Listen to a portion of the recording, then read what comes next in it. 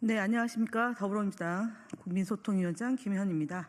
3월 5일 민주파출소 현황 및 대응 브리핑하겠습니다. 민주파출소 현황은 3월 5일 9시 기준으로 775명이 방문했고 246건 제보가 있었습니다. 매체별로 네이버가 28.86%로 제일 높은 수치를 기록했고 유튜브는 22.36%, SNS는 13.23%, 틱톡이 8.13%, 커뮤니티가 3.66%로 제보되었습니다. 주요 제보 내용으로는 최근 여론조사 조작설과 탄핵 선거와 관련된 폭동 예고, 네이버 카페 무료 나눔을 이용한 허위사실 유포, 그리고 특정 사건을 부정선거 음모론으로 변질, 재유포하는 정황이 제보되었습니다.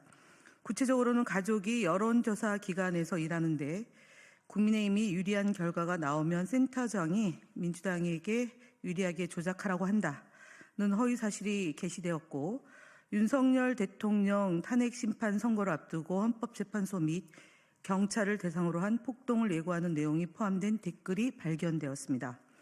또한 반국가 세력 북한 지령문 무료 나눔이라는 제목으로 국회와 헌재 등의 간첩이 침투해 있다는 허위사실이 유포되었으며, 이천시청에서 극단적 선택을 한 남성이 부정선거 가담자들의 입단속을 위해 공산당식 교수형으로 처했다는 음모론이 확산되었습니다. 그러나 기사 확인 결과 해당 남성은 이천시청 소속이 아닌 것으로 파악되었습니다. 더 나아가 2020년 총선 이후 전국에서 발생한 물류센터 및 폐기물 처리장 화재 사건을 부정선거 증거 은폐를 위한 방화로 주장하는 등 허무맹랑한 음모론이 지속적으로 퍼지고 있는 정황이 포착되었습니다. 다음으로 주요 현황 대응입니다. 국민의힘 거짓말 시리즈 39번째입니다. 오세훈 서울시장은 3월 3일 자신의 페이스북에서 이재명 대표의 AI와 한 대한민국 그리고 나 대담을 두고 K-엔비디아 국민에게 지분 30% 분배라는 제안이 기업 성장의 동력을 꺾는 자해적 아이디어라며 이를 사회주의적 사고라고 주장했습니다. 그러나 국가 투자를 통해 기업을 성장시키는 것은 자유시장 경제에서도 일반적인 방식입니다. 싱가포르의 테마색 펀드, 대만의 TSMC처럼 국가 주도의 성공 사례도 존재합니다. AI, 반도체 등 미래 핵심 산업에 대한 국부 국민 펀드를 활용한 공동 투자는 국가적 전략입니다. 그럼에도 불구하고 국가 전략 투자는 사회주의라는 색깔론의 시대착오적인 이념 논쟁을 불러올 뿐입니다. 오 시장의 경제인식으로는 첨단 산업 시대의 변화와 도전을 감당하기 어렵습니다. 미래 첨단 산업, 특히 AI 분야에서 국가 차원의 전략적 투자는 필수입니다. 국민의힘 거짓말 시리즈 40번째입니다. 윤석열 대통령은 탄핵 심판 최후 변론에서 비상계엄 국무회의는 간담회가 아니었다. 그 전에 충분한 논의를 했다고 주장했습니다. 그러나 한덕수 국무총리는 통상의 국무회의와 달랐고 형식적 실체적 흠결이 있었다고 증언했고, 송미령 농림축산식품부 장관 또한 윤 대통령이 회의실에 들어온 것은 2, 3분에 불과했고 누구와 의논한 적도 없었다고 증언한 바 있습니다. 비상계엄 선포 절차에 중대한 하자가 있었다는 사실이 명백한 겁니다. 대통령이 이를 부인하는 것은 거짓말입니다. 다음으로 41번째입니다. 윤 대통령 최후 변론에서 2시간 반짜리 비상계엄과 2년 반의 국정마비, 어느 쪽이 더 문제인가라고 비교했습니다. 그러나 헌법 위반과 국정 운영의 난맥은 비교 대상이 될 수 없습니다. 위험한 비상계엄은 논란이 아니라 법의 문제입니다. 국헌문란과 내란은 국가 전복을 초래할 수 있는 중대한 범죄입니다. 대통령의 태도는 법치주의를 정면으로 부정하는 것입니다. 42번째입니다. 윤 대통령이 명태균의 황금폰 포렌식을 통해 또다시 거짓말이 드러났습니다.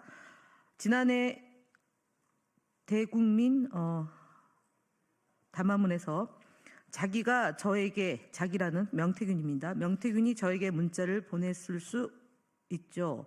제가 문자에 답을 안 하면 그것 소통이라고 보기 어렵지 않겠습니까? 라고 얘기했습니다. 그러나 결과 윤석열, 김건희 부부와 명태균 간의 대화가 지속적으로 이루어졌음이 드러났습니다. 국민과 야당과의 대화는 일십하면서도 명태균과의 대화는 수차례 이루어졌습니다. 대통령 거짓말입니다. 43번째입니다. 한동훈 전 대표가 지난 2월 28일 중앙일보 인터뷰에서 탄핵 심판 결정 전에 조기 대선을 기정사실화해서는 안 된다고 했습니다. 그런데 한동훈은 전국을 돌며 북콘서트를 개최하고 정책 구상을 발표하며 사실상 조기 대선의 행보를 보이고 있습니다. 그런데 조기 대선을 기정사실화하지 말라는 것은 거짓입니다. 특히 대선 당시 개헌 후 2028년 사임 발언은 이미 조기 대선을 전제로 한 정치 행보입니다. 조기 대선론을 경계하는 듯한 태도를 보이는 것은 매우 이중적 태도입니다. 탄핵의 찬성인지 반대인지 헷갈리는 언행 불일치도 한동훈식 합법입니다. 그동안 국민의힘 거짓말 시리즈를 종합해 보건대 43건을 저희가 발표를 했습니다. 물론 훨씬 더 많이 했습니다. 앞으로도 지속적으로 거짓말 시리즈는 저희가 발표를 하겠습니다. 인물별로 살펴보면 권성동 대표와 윤석열 대통령이 각각 실압 11건으로 공동 1위이고 오세훈 서울시장이 5건으로 3위입니다. 나경원 의원이 4건으로 4위이고 홍준표, 한동훈, 신동욱 각각 2위로 2건으로 5위에 올랐습니다.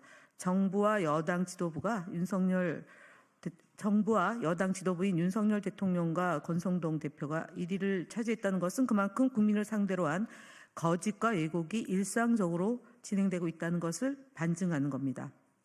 더욱 우려스러운 것은 조기 대선의 후보자가 되려고 하는 인물들이 거짓말을 많이 하고 있다는 점입니다. 이것은 대한민국의 미래에도 불행함을 자초하는 것이다라는 점을 다시 한번 말씀드리고 진실과 사실에 입각해서 공정한 경쟁을 하실 것을 권면드립니다. 이상 마치겠습니다.